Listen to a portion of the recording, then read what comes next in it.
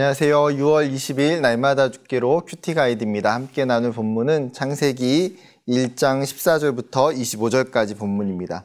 오늘 본문은 천지 창조 사역 중에서 넷째 날과 다섯째 날에 관련된 내용을 담고 있습니다. 내용 관찰부터 살펴보면요.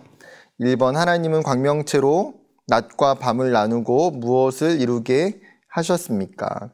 여기서 광명체는 빛을 이야기하는 거겠죠. 태양을 통해서 낮과 밤을 나누셨습니다.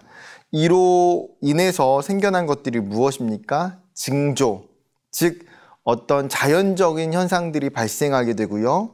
계절이 생기고 또 날이 생기고 해가 생기게 하셨다는 것입니다. 두 번째, 하나님은 하늘의 새와 바다의 생물들에게 어떤 복을 주셨습니까? 22절 읽어보면요. 하나님이 그들에게 복을 주시며 이르시되 생육하고 번성하여 여러 바닷물에 충만하라. 새들도 땅에 번성하라 하시니라. 즉 동물들에게 또 새에게 물고기들에게 약속하신 것이 무엇입니까? 생육하고 번성하여 충만한 것입니다. 즉 하나님은 피조물들이 번성하는 것을 복주셨다라는 거예요. 하나님이 만드셨던 그 아름다운 창조 세계 안에 하나님의 작품들이 가득하게 차게 되는 것들을 하나님은 원하시고 계신다는 것이죠. 세 번째입니다. 하나님께서 땅에 만드신 세 가지 생물의 종류는 무엇입니까? 24절부터 25절인데요. 하나님이 이르시되 땅은 생물을 그 종류대로 내되 가축과 기는 것과 땅의 짐승을 종류대로 내라 하시니 그대로 되니라.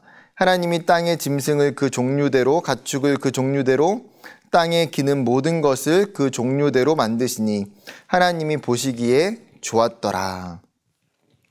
즉 가축과 기는 것과 땅의 짐승들을 만드셨다는 거예요. 가축과 땅의 짐승, 비슷한 표현 같아 보여요, 사실은. 어떻게 보면 비슷한 이유일 수도 있습니다. 근데 어떤 차이일까요? 사실은 길들여진 동물과 야생동물에 대한 구별을 이렇게 표현하고 있는 것 같습니다.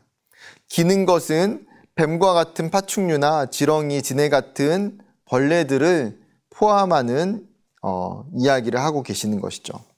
한 가지만 더 살펴보면요. 5번 하나님께서 생명체를 만드시고 특별하게 복을 주셨습니다. 하나님께서 복을 주신 생명을 소중하게 여길 방법에 대해 생각해 봅시다.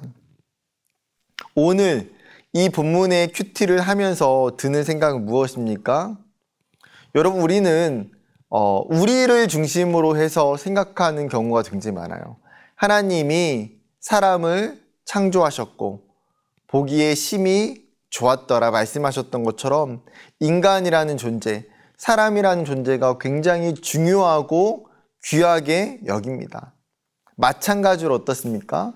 하나님이 이 땅에 만들어 놓으신 자연의 그 피조세계 안에 있는 수많은 동물들 또한 똑같이 하나님의 창조 계획 안에 만들어진 것이라는 거예요.